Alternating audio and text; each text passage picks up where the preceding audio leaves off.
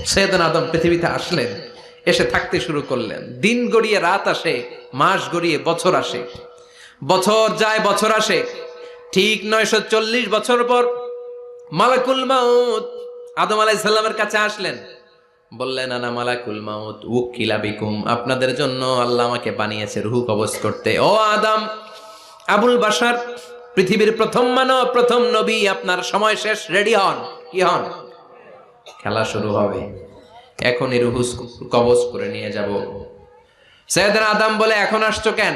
আমার আরো 60 বছর বাকি আছে। মালাকুল মাউত বলে, না, আপনি রূহের জগতে আল্লাহর কাছে আপনার সন্তান দাউদকে কয় বছর দিয়েছিলেন? 60 বছরের জন্য 940 বছর আপনার জন্য লেখা। আমি এখন আপনার রূহ কবজ করতে চাই। সৈয়দনা আদম বলে, আমি মানি না, আমি কাউরে দেই নাই। 60